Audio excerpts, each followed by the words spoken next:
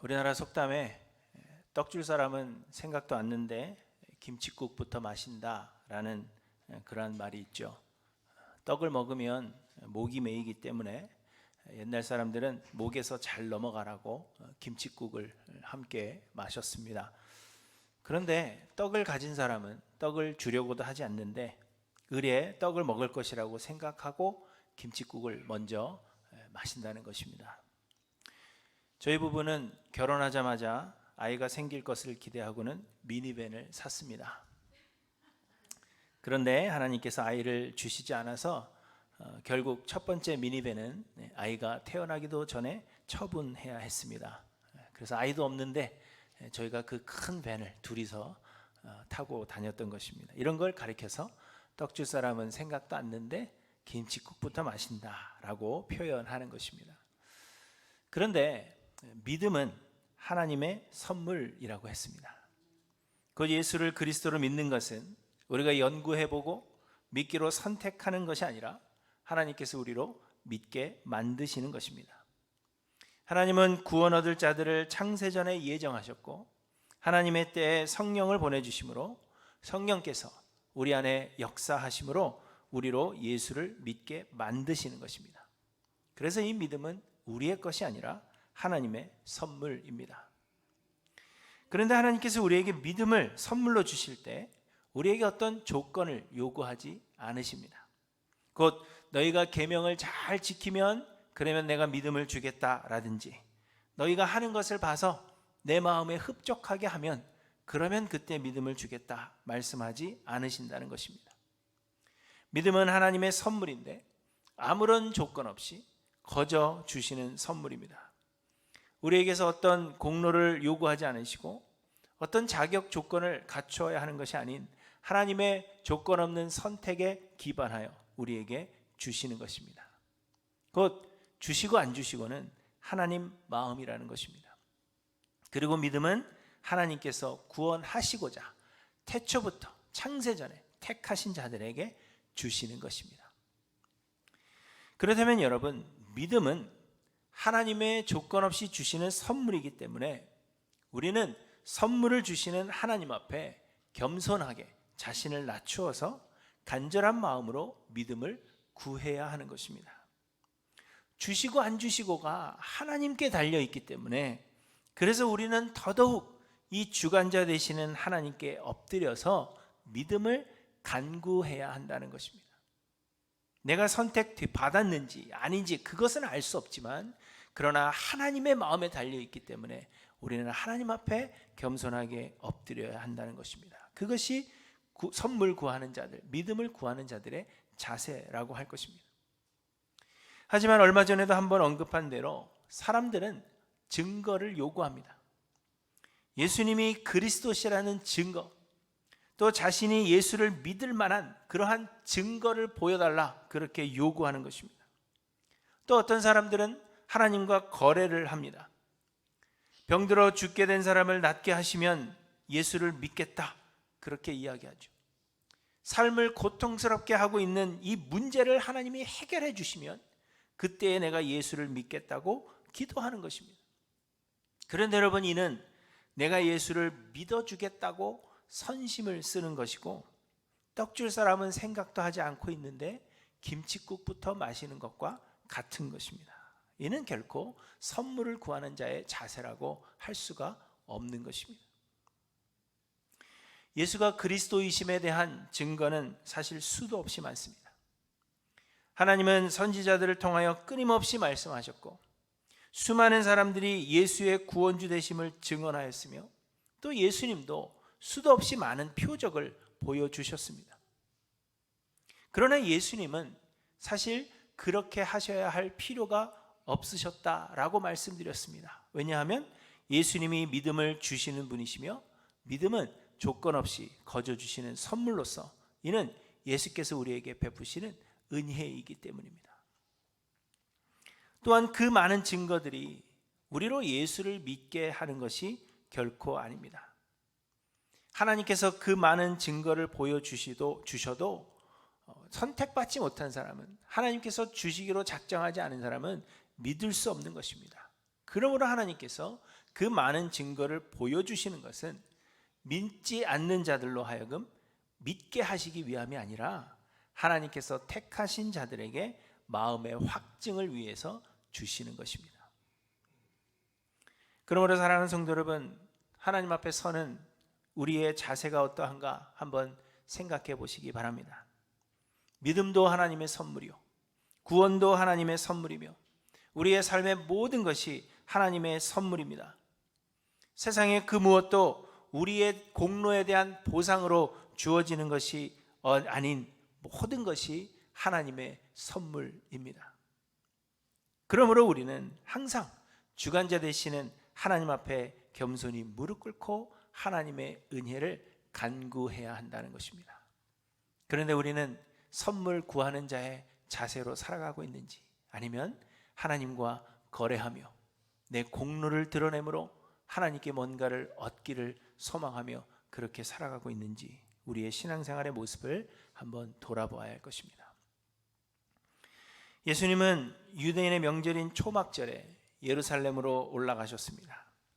그런데 예수님은 나타내지 않고 은밀히 가셨다, 그렇게 말씀하고 있습니다.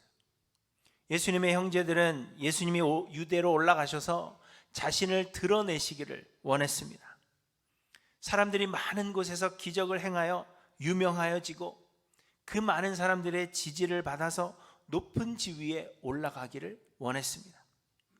그래서 말하기를 스스로 나타나기를 구하면서 묻혀서 일하는 사람이 없나니 이 일을 행하려 하거든 자신을 세상에 나타내소서, 이렇게 말하며 예수님께 유대로 갈 것을 권한 것입니다. 그러나 예수님은 형제들의 권유를 거절하고 오늘 본문을 보시면 그 후에 예루살렘으로 가시되 나타내지 않고 은밀히 가셨다, 그렇게 말씀하고 있습니다. 이는 유대인들이 예수님을 죽이려 했기 때문에 예수님이 죽음을 두려워해서가 아니라고 말씀드렸습니다. 대신 예수님께서 은밀하게 예루살렘으로 가신 것은 예수님은 할 수 있는 대로 많은 사람을 구원하려고 하시는 것이 아니라 하나님께서 예정하사 예수님께로 나오도록 불러주시는 그 소수의 사람들을 구원하시는 것이 예수님의 사명이었기 때문이라고 지난주에 말씀을 드렸습니다. 구원은 하나님의 은혜로 예수님이 자신을 드러내 보이지 않아도 하나님께서 영생을 주시고자 작정하신 자들을 하나님께서 예수 그리스도께로 인도해 주시는 것입니다. 그래서 예수님은 드러내놓고 일을 행하실 필요가 없었고, 그래서 나타내지 아니하고 은밀하게 하나님의 일을 행하셨음을 우리에게 말씀하고 있는 것입니다. 그럼에도 불구하고 오늘 본문을 보시면 많은 사람들이 혹시 예수님이 이번 명절에 예루살렘으로 오셨는가, 그렇게 예수님을 찾았고 또 많은 사람들이 예수님에 대하여서 이야기했습니다. 어떤 사람은 예수님이 좋은 사람이다, 그렇게 말하였지만 또 어떤 사람은 예수님이 사람들을 미혹한다, 그렇게 말했다고 이야기합니다. 그 유대인들 사이에서 예수님이 그리스도이신지 혹은 아니신지에 대한 뜨거운 논쟁이 있었다는 것을 우리에게 보여주고 있는 것입니다. 그러나 말씀드린 대로 이러한 논쟁은 불필요한 것입니다. 왜냐하면 믿음은 하나님의 선물이기 때문입니다. 사람이 논쟁을 통하여서 설득하고 설득되어서 믿는 것이 아니라 하나님께서 이미 택하신 자들에게 하나님의 때에 주시는 선물이기 때문에 이러한 논쟁은 불필요한 것이라는 것입니다. 그래서 예수님도 사람들의 이러한 논쟁에 대하여서 속 시원하게 말씀해 주지 않으십니다. 오늘 본문만 보더라도 예수님은 더 알아들을 수 없는 그러한 말로 오히려 혼란을 가중시키고 계시는 것을 보게 됩니다. 제가 오늘 본문을 묵상하면서 어디에서 끊어서 설교를 할까 생각을 했는데 이거를 다 끊으면 한 2달은 걸릴 것 같아요. 7장 넘어가는 데 있어서. 그런데 8장에서 땡스기빙 때 설교를 해야 되거든요. 그래서 이걸 어떻게 끊을까 이렇게 고민할 정도로 예수님께서 오늘 말씀하신 이 내용들은 알아듣기가 쉽지 않고 혼란만 가중시키는 그러한 말씀을 하시는 것입니다. 왜 그럴까요? 그렇게 하여도 믿을 사람은 믿기 때문입니다. 예수님은 모든 사람을 구원하시기 위해서 오신 것이 아니라 하나님께서 택하여 불러주시는 자들을 구원하시기 위해 오셨기 때문에 그렇게 하셔도 된다는 것입니다.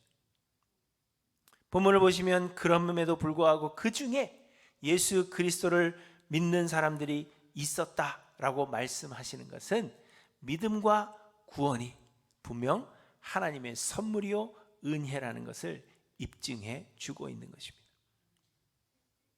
그럼에도 불구하고 오늘 본문의 이 예수님과 유대인들의 대화를 통하여 우리는 사람들이 예수 그리스도를 믿지 못하는 그 이유가 무엇인가 하는 것을 알 수가 있습니다. 오늘 말씀을 통해서 믿음은 하나님의 선물이지만 그럼에도 믿음의 방해가 되는 요소가 무엇인가 하는 것을 알아서 우리가 모두 믿음을 받고 또 그 믿음을 성장시키시는 저와 여러분들 되시기를 간절히 소망합니다. 첫째로 사람들이 예수 그리스도를 믿지 못하는 이유는 하나님의 뜻을 행하려 하지 않기 때문이라고 말씀하십니다.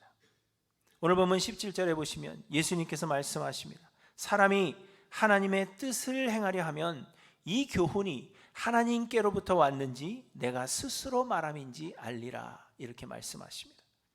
그리고 18절에 스스로 말하는 자는 자기 영광만 구하되 보내신 이의 영광을 구하는 자는 참되니 그 속에 불의가 없느니라 이렇게 말씀하셨습니다.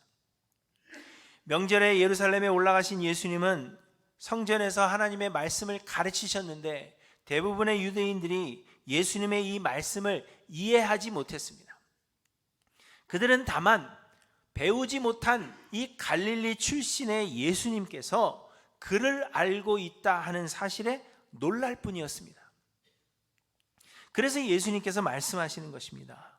예수님의 교훈은, 예수님께서 가르치시는 그 모든 교훈은 하나님께로부터 오는 것인데 사람이 자기의 영광만 구하고 하나님의 뜻을 행하려 하지 않기 때문에 이 교훈이 어디로부터 왔는지 그리고 이 교훈의 의미가 무엇인지를 너희가 알 수가 없는 것이다. 그렇게 이야기하고 있는 것입니다. 하나님의 뜻을 행하려 하는 것이 아니라 예수님 갈릴리 출신인데 이러한 것만 보고 있고 하나님의 뜻을 행하려 하는 것이 아니라 내 육신이 어떻게 하면 더 편안할까 이러한 것들만 생각하고 있기 때문에 이 교훈을 이해하지 못한다는 것입니다. 하나님은 하나님의 뜻을 행하려고 하는 하나님의 종들에게 끊임없이 말씀하셨고 또 그 의미를 알게 하십니다. 하나님께서 소돔과 고모라를 멸하려 하실 때 하나님의 종 아브라함에게 그 계획을 말씀하셨습니다. 창세기 18장 17절에 보시면 여호와께서 이르시되 내가 하려는 것을 아브라함에게 숨기겠느냐 이렇게 말씀하셨습니다. 또 아모스 3장 7절에는 주 여호와께서는 자기의 비밀을 그 종 선지자들에게 보이지 아니하고서는 결코 행하심이 없으시리라 이렇게 말씀하십니다. 바벨론의 포로가 된 다니엘은 하나님의 뜻을 알기를 간절히 원했던 사람이었습니다. 다니엘은 하나님의 말씀을 묵상하면서 하나님의 말씀의 그 의미를 알기를 간절히 원했습니다. 그리고 다니엘이 간절히 하나님 앞에 기도할 때 하나님께서 환상을 보여주시기도 하셨는데 다니엘은 그 뜻을 알 수가 없어서 항상 번민했던 그러한 사람으로 묘사되고 있습니다. 그런데 여러분 다니엘서를 읽어보시면 그러할 때마다 하나님은 천사장 가브리엘을 보내셔서 다니엘에게 하나님의 그 뜻을 알게 하셨습니다. 성경은 말씀하시기를 하나님께서 얼마나 하나님의 뜻을 행하고자 원하는 종에게 그 뜻을 알리시기를 원하는지 다니엘이 그 뜻을 알고자 기도를 시작할 즈음에 하나님께서 이미 천사장에게 명령을 내리셨다고 성경에 기록되고 있습니다. 기도를 많이 한 것이 아니라 내가 이 뜻을 알고자 하여 하나님 앞에 기도를 시작하려고 하는데 아직 기도 시작도 안 했어요. 기도를 시작할 즈음에 하나님께서 천사장에게 명령하셔서 너는 가서 나의 뜻을 알리라 그렇게 말씀하신다는 것입니다. 여러분 이처럼 우리가 하나님의 뜻을 행하고자 하면 하나님은 우리에게 말씀하시고 또한 이해하게 하십니다. 하지만 반대로 사람들이 예수 그리스도를 통하여 주시는 교훈을 이해하지도 못하고 믿지도 못하는 것은 사람들이 하나님의 뜻을 행하고자 하지 않고 자기의 세상적 유익과 자신의 육체적 소원을 이루고자 하기 때문이라는 것을 우리에게 말씀하고 있는 것입니다. 말씀드린 대로 많은 사람들이 예수님을 찾고 예수님을 따른 것은 예수님을 자기들의 임금 삼기 위함이었습니다.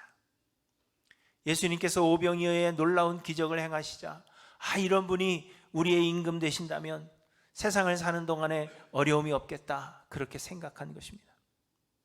그러나 예수님께서 세상의 일이 아니라 하늘의 일을 말씀하시고 육적인 것이 아니라 영적인 것을 말씀하시자 사람들은 예수님이 하시는 말씀을 이해할 수가 없었습니다. 그래서 이 말씀은 어렵도다, 누가 들을 수 있느냐, 이렇게 말하며 다수가 예수님을 떠나갔다라고 성경이 말씀하십니다. 육신의 것을 바라고 있는데 예수님께서 영의 것을 이야기하시고 잠시 있다 없어질 허망한 것을 사람들이 생각하고 있는데 하나님이 영원한 것에 대해서 말씀하시니까, 예수님이 말씀하시니까 그것을 이해할 수 없었다는 것입니다. 사랑하는 성도 여러분, 아직도 하나님의 말씀이 어렵고 예수 그리스도를 믿기가 어렵게 느껴지십니까? 삶을 살아가시면서 예수님을 믿고 모든 걸 맡기면 좋겠는데 아직도 내 믿음이 성장하지 못해서 삶의 모든 것을 주님께 내어놓지 못하고 있지 않습니까? 여러분, 우리가 무엇을 구하고 있는지 한번 돌아보시기를 바랍니다. 육신의 것만을 구하며 하나님의 영광을 구하는 일을 뒤로 미루고 있는 것은 아닌가? 우리는 한번 돌아봐야 할 것입니다. 여러분, 우리의 믿음의 최종 목적지는 우리가 구원 얻고 우리가 평안한 삶을 살고 우리가 안식을 누리는 것, 그것이 우리의 구원의 최종 목적지가 아닙니다. 그러면 우리의 믿음의 최종 목적지, 우리의 구원의 최종 목적지는 무엇입니까? 그것은 하나님께 영광을 돌리는 것입니다. 하나님이 영광을 받으시는 것입니다. 그러므로 여러분, 육신을 위해 구하지 마시고 하나님의 영광을 위해 쓰임받기를 소망하심으로 간구하시는 저와 여러분들 되시기를 간절히 소망합니다.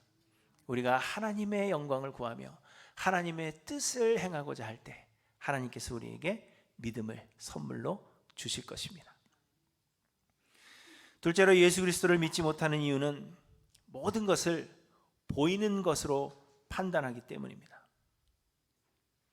예수님께서 성전에서 가르치시자 사람들은 이 사람은 배우지 아니하였거늘 어떻게 그를 아느냐 하며 놀랐습니다. 사람들이 관심을 가졌던 것은 예수님께서 가르치신 그 말씀의 내용이 아니라 갈릴리 출신의 사람이 어떻게 이러한 지식을 가질 수 있느냐 하는 것에 관심이 있었다는 것입니다. 그래서 예수님의 그 훌륭한 가르침에도 불구하고 예수님이 갈릴리 출신이라는 그 사실이 이 사람들의 귀를 막아버린 것입니다. 유대인의 지도자들은 예수님을 죽이려고 했습니다. 그런데 그 이유는 예수님께서 안식일을 범함으로 율법을 지키지 않았다는 것이었습니다. 요한복음 5장에서 예수님은 베데스다 연못가에서 그 38년 된 병자를 고치셨습니다. 그런데 그날이 안식일이었고 안식일에는 아무 일도 하지 말아야 한다는 유대인들의 전통을 예수님께서 어기셨다는 것입니다. 거기다가 예수님은 내 아버지께서 일하시니 나도 일한다, 그렇게 말씀하심으로 자신을 하나님과 동일시하셨고, 그래서 안식일을 범한 것 그 위에 신성모독까지 가미되어서 유대의 지도자들은 예수님을 죽이려 했습니다. 그런데 여러분, 안식일이라는 날은 어떤 날입니까? 안식일은 우리가 하나님 나라에서 누릴 영원한 안식을 바라보게 하는 날입니다. 우리는 비록 이 땅에서 고통받으며 어렵게 살아가고 있지만 매주일 안식일을 지킴으로 인해서 우리에게는 영원한 본향이 있고 그곳에서 우리는 영원한 안식을 누릴 것이라는 것을 이 땅에서 경험하게 하시는 날이 안식일입니다. 그래서 이 안식일은 구원의 방편으로 주신 것이 아니라 사람을 위해서 있는 것입니다. 마가복음 2장 27절에서 예수님은 안식일이 사람을 위하여 있는 것이요 사람이 안식일을 위하여 있는 것이 아니라고 말씀하셨습니다. 그러므로 안식일에 오랜 질병을 고쳐주신 것은, 이 한 사람의 오랜 질병 38년이나 고통을 받았으니 얼마나 힘들었겠습니까? 그 사람의 병을 고쳐주신 것은 안식일에 반드시 하셔야 할 일을 하신 것이지 결코 안식일을 범한 것이 아니었다는 것입니다. 오늘 본문을 보시면 유대인들도 안식일에 할례를 행했다 그렇게 말씀하십니다. 유대인들은 아이가 태어나면 8일째 되는 날에 할례를 행했는데 그날이 안식일이 되어도 뒤로 미루지 않고 할례를 행했다는 것입니다. 엄밀히 따지자면 안식일에 할례를 행하는 것 역시 유대인들의 사고방식으로는 율법을 어기는 것이 되는 것이죠. 그러니까 안식일에 할례를 행하면 안 되는 것입니다. 그러나 8일째 되는 날에 할례를 행하라 하는 그 율법을 더욱 귀하게 여겼기 때문에 하나님의 자녀로 인치심을 받는 것이 더 중요하다고 여겼기 때문에 안식일에 할례 행하는 것을 허락한 것입니다. 그렇다면 어린아이의 그 성기의 표피를 잘라서 하나님의 자녀 되는 것이 그렇게 중요하다면 평생을 질병으로 고생한 사람의 그 질병을 고쳐주는 것, 전신을 질병에서 고쳐주는 것이 더 귀한 일이 되지 않겠느냐, 안식일에 반드시 이 일을 해야 되지 않겠느냐, 예수님께서 그렇게 말씀하고 있는 것입니다. 그러면서 24절에 예수님께서 말씀하십니다. 외모로 판단하지 말고, 외모라는 건 이 외모가 아니고요, 보여지는 대로 그대로 판단하지 말고 공의롭게 판단하라, 바르게 판단하라, 그렇게 말씀하고 있는 것입니다. 너무 쉽게 그저 보이는 대로 내 마음속에 드는 생각대로 판단하는 것이 아니라 바른 판단을 할 수 있도록 좀 더 깊이 생각하고 그렇게 판단하라고 이야기하고 계시는 것입니다. 여러분, 이와 마찬가지로 사람들은 너무도 쉽게 판단하고 그저 보이는 대로 판단합니다. 하나님의 말씀을 알지 못한 채 몇몇 기독교인들이 잘못을 저지른 것 때문에 예수님의 가르침이 잘못된 것이라고 치부하고 바른 판단을 하려고 하지 않습니다. 말씀의 의미와 교훈을 생각하기보다는 겉으로 보여지는 그러한 모습으로 인하여 귀를 닫아버리는 그러한 경우가 우리들에게 너무나도 많다는 것입니다. 그래서 예수님은 우리에게 판단하지 말라고 하는 겁니다. 우리는 어떤 사람의 행위를 보고 저 사람은 잘못됐어, 저 사람은 문제가 있어, 그렇게 판단하지만 그 사람의 삶을 우리가 돌아보고 돌이켜보면, 자세히 알게 되면, 그래서 더 깊이 생각하면 그렇게 할 수밖에 없었던 이유가 나온다는 것입니다. 그럼에도 불구하고 우리는 너무 쉽게 판단해버립니다. 눈으로 보이는 대로 판단하고 겉으로 보여지는 대로 판단하고 내 머릿속에 제일 처음 드는 생각으로 판단하여 귀를 막아버리기 때문에 예수님께서 더 깊이 있는 말씀을 하신다고 해도 그 말씀을 이해하지 못한다는 것입니다. 사랑하는 성도 여러분, 겉으로 보여지는 대로 판단하지 마시고 깊이 생각하여 깊이 판단하기를, 올바르게 판단하기를 힘쓰시는 저와 여러분들 되시기를 간절히 소망합니다. 그러할 때 하나님께서 우리에게 믿음을 주실 것입니다. 그리고 셋째로 예수 그리스도를 믿지 못하는 이유는 바르게 알지 못하기 때문입니다. 명절에 예루살렘으로 모여든 유대인들이 제각각 예수님에 대하여 자기의 의견을 말하면서 논쟁을 벌입니다. 그런데 많은 유대인들이 예수가 그리스도가 아니다라고 결론을 짓습니다. 그리고 그렇게 생각하는 이유에 대해서 오늘 본문 27절에 보시면 우리는 이 사람이 어디서 왔는지 아노라, 그리스도께서 오실 때에는 어디서 오시는지 아는 자가 없으리라, 이렇게 이야기합니다. 유대인들은 메시아가 오시면, 그리스도가 오시면 하나님이 그리스도를 보내주실 텐데 그리스도가 오시면 어디서 오시는지 모르게 조용히 오신다, 그렇게 생각했다는 것입니다. 그러나 여러분, 이러한 생각은 성경에서 말씀하시는 사실이 아닙니다. 이는 단지 유대인들이 관념적으로 가지고 있던 그러한 생각에 불과한 것입니다. 그런데 미가서 5장 2절에 보시면 베들레헴 에브라다야, 너는 유다 족속 중에 작을지라도 이스라엘을 다스릴 자가 내게서 내게로 나올 것이라. 그의 근본은 상고에 영원에 있느니라. 이렇게 말씀하셨습니다. 베들레헴 에브라다야, 너는 유다 족속 중에 작을지라도 이스라엘을 다스릴 자가 내게서 내게로 나올 것이라 말씀하십니다. 곧 메시아가 유대 땅 베들레헴에서 나실 것임을 미가 선지자를 통하여 분명하게 말씀하고 있는 것입니다. 그리고 실제로 예수님께서 태어나셨을 때 동방의 박사들이 별을 보고는 예수님께 경배하기 위하여 예수님 나신 곳을 찾아옵니다. 그러다 갑자기 별이 없어지죠. 그래서 헤매이다가 헤롯 왕에게 들어가서 유대의 왕으로 나신 이가 어디 계시뇨? 이렇게 묻게 되죠.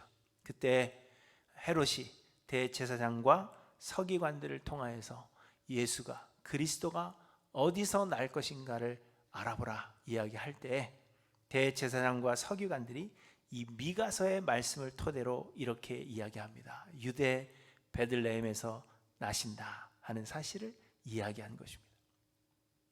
그러므로 여러분, 그리스도께서 오실 때 어디서 오시는지 아는 자가 없으리라 하는 유대인의 생각은 잘못된 생각인 것입니다. 또 유대인들은 예수님이 갈릴리 출신이라고 생각했습니다. 그러나 예수님은 성경 말씀대로 유대 베들레헴에서 나셨습니다. 다만 예수님을 죽이려고 하는 헤롯을 피해서 애굽으로 가셨다가 후에 갈릴리로 오셔서 갈릴리 사람이다, 나사렛 동네 사람이다, 그렇게 일컬음을 받은 것뿐입니다. 여러분, 이처럼 하나님의 말씀, 이 성경을 읽고 학습한다면 예수 그리스도에 대해서 더 깊이 알 수가 있고, 예수 그리스도에 대하여 알아감을 통하여 예수의 그리스도 되심을 믿을 수 있다는 것입니다. 그러나 많은 경우에 하나님의 말씀에 대한 사모함이 없고 더 자세히 알고자 하는 열망이 없기 때문에, 그래서 말씀을 가까이 하지 않는 것이 예수를 믿지 못하는 결정적인 이유, 가장 큰 이유가 된다는 것을 우리에게 말씀해 주고 있는 것입니다. 모든 성경은 예수 그리스도에 대한 말씀입니다. 요한복음 5장 39절에서 예수님은 너희가 성경에서 영생을 얻는 줄 생각하고 성경을 연구하거니와 이 성경이 곧 내게 대하여 증언하는 것이니라, 이렇게 말씀하십니다. 구약 성경은 우리의 노력으로 구원을 얻을 수 없기 때문에 하나님께서 그리스도를 보내주시겠다는 약속의 말씀입니다. 신약 성경은 하나님의 약속대로 세상에 오신 예수 그리스도에 대하여 기록하고 있는 책이고, 또다시 오실 예수 그리스도에 대하여, 그리고 예수를 그리스도로 믿는 자들의 그 삶이 어떠해야 되는지에 대한 말씀을 우리에게 주시는 것입니다.